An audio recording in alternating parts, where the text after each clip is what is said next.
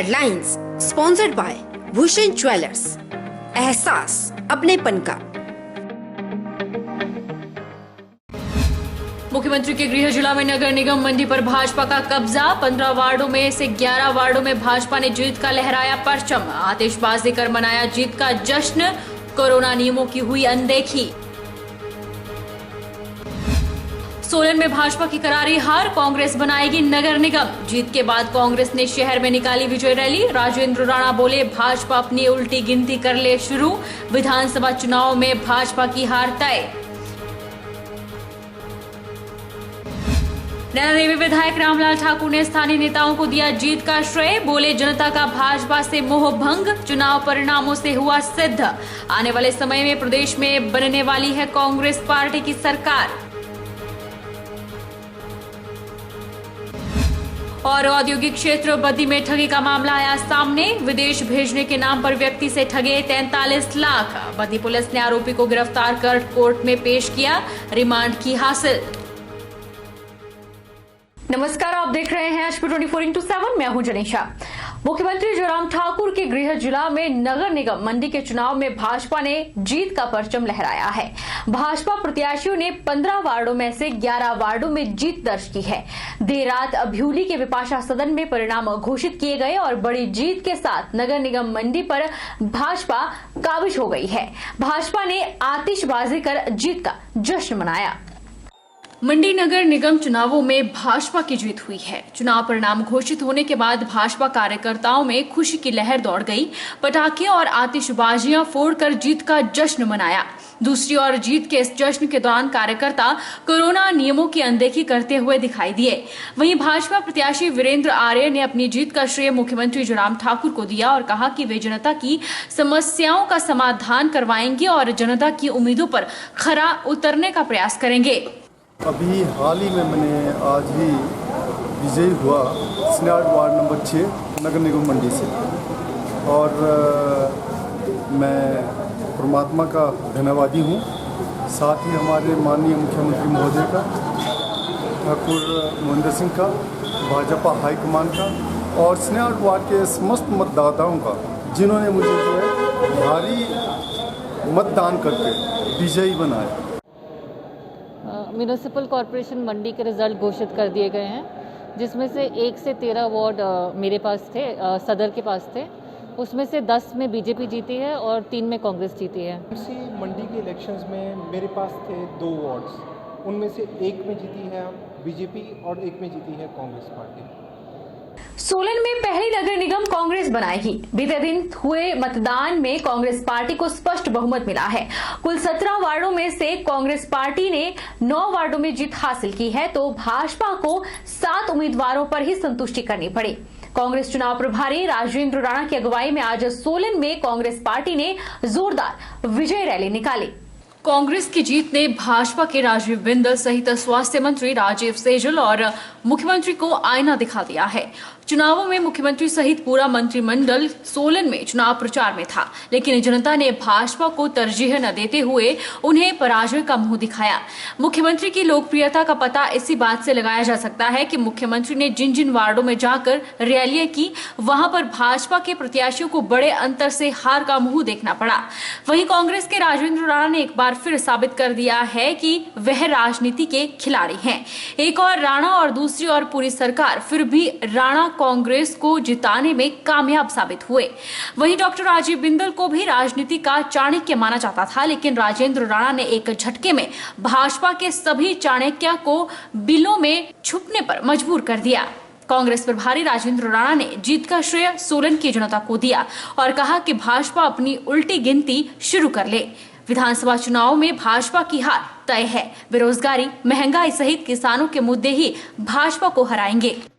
कि जिस तरीके से इस चुनाव में भारतीय जनता पार्टी ने सत्ता बल का और धन बल का प्रयोग किया, मुझे लग रहा है उसके बाद भी लोगों ने जो है वो करारा जवाब दिया है और आने वाले समय जो 2022 है उसके लिए साफ साफ संकेत दिया है कि हिमाचल प्रदेश में भारतीय जनता पार्टी की सरकार जो है 2022 में जाने वाली है और जो कमिटमेंट्स हमने चुनावों में करी हैं उनको हम सशर्त जो है उनको पूरा करेंगे। लोगों को सोलन के लोगों से जो वायदे हुए उनको पूरा करेंगे और बेहतरीन सेवाएं जो है नगर निगम के माध्यम से हम प्रोवाइड करेंगे। देखिए इसका सारा का सारा श्रेय जो है मैं जहां सोलन की जनता को देता हूं, वहीं भारतीय अपने जो पार्टी के जो कार्यकर्ता हैं कांग्रेस पार्टी के, चाहे ड्यूटियां जिन जिन वार्ड वाइज लगी थी, यहाँ का जो स्थानीय कार्यकर्ता था उन्होंने ईमानदारी निष्ठा के साथ और पूरी जिसको कहते हैं मेहनत के साथ काम किया। सारा का सारा श्रेय पार्टी के कार्यकर्ताओं को और यहाँ की जनता को जाता है। कांग्रेस के वरिष्ठ नेता पूर्व मंत्री एवं नैनादेवी विधायक रामलाल ठाकुर ने बिलासपुर में आयोजित पत्रकार वार्ता में कहा कि नगर निगम चुनाव परिणामों से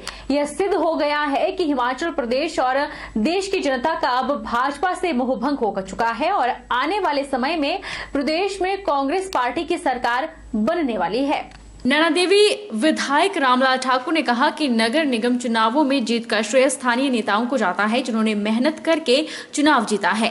उन्होंने कहा कि जिस तरह से भाजपा सरकार के कार्यकाल में महंगाई बढ़ी, तेल और डीजल पेट्रोल की कीमतों को बढ़ाया गया, इसके अलावा सरकार के कार्यकाल में आम गरीब आदमी की रोजी रोटी पर असर पड़ा है और आने वाले समय में जनता भाजपा सरकार को हर विधानसभा चुनावों में चलता करने के मूड में है। उन्होंने कहा कि हिमाचल प्रदेश में भी आने वाले समय में कांग्रेस की सरकार सत्तारूढ़ होगी, उसका यह ट्रेलर नगर निगम चुनाव में देखने को मिला है। जब से म्युनिसिपल कॉर्पोरेशन के 4 जगहों के चुनाव हिमाचल प्रदेश में जब से इनकी घोषणा हुई, तब से जो है वो भारतीय जनता पार्टी जो है वो बड़ी बड़ी बातें करती थी।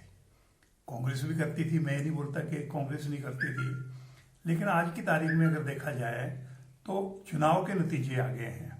अब उसमें ये नहीं मैं बोल सकता कि जी कोई पार्टी अगर जीत गई तो नेता लोग ये कहें कि ये मेरी वजह जीत गए, लेकिन आज मैं इतना कहना चाहूँगा कि इन चुनावों के जो नतीजे आए हैं वो वहाँ के स्थानीय लोगों की मेहरबानी से और उनकी जो है वो कठिन परिश्रम की वजह से आया है।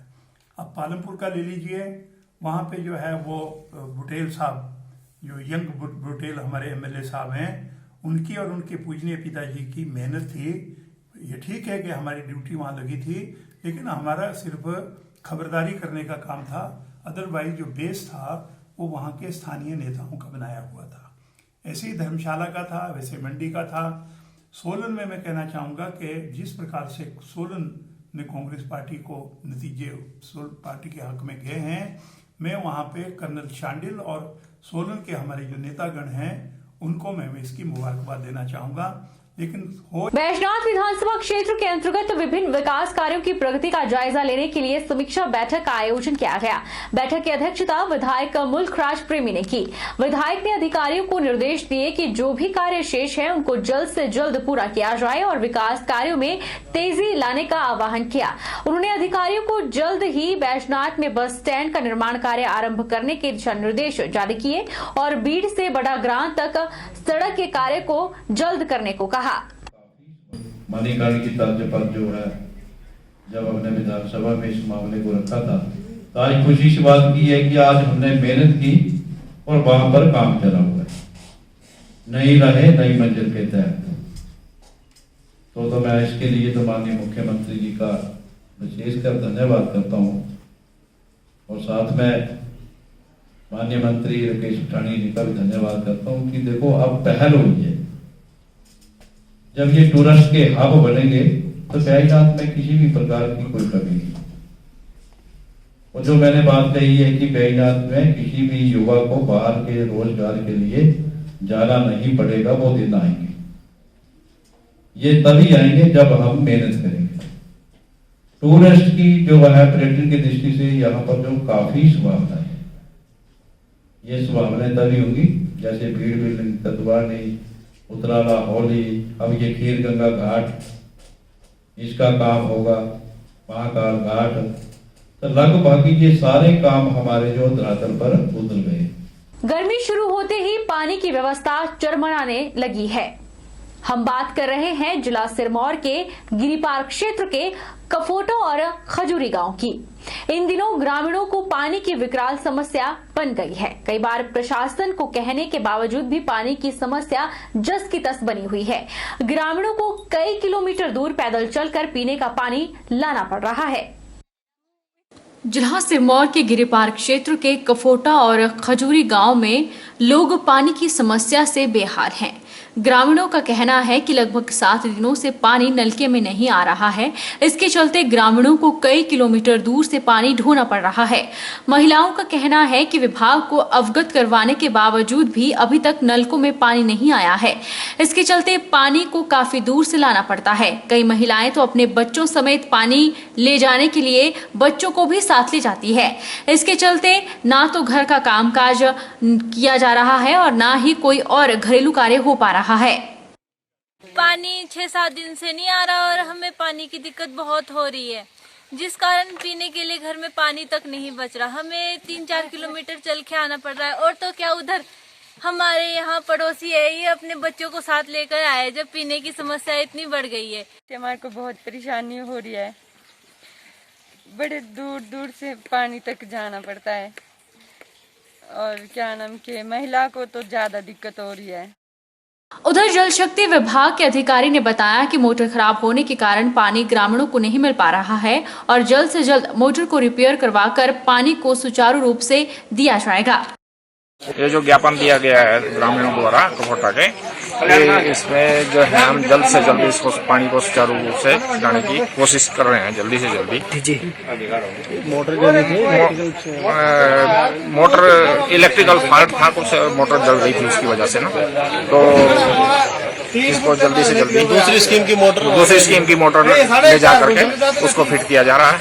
वक्त तो चला है छोटे से ब्रेक का। ब्रेक के उस पार फौरन लौटेंगे।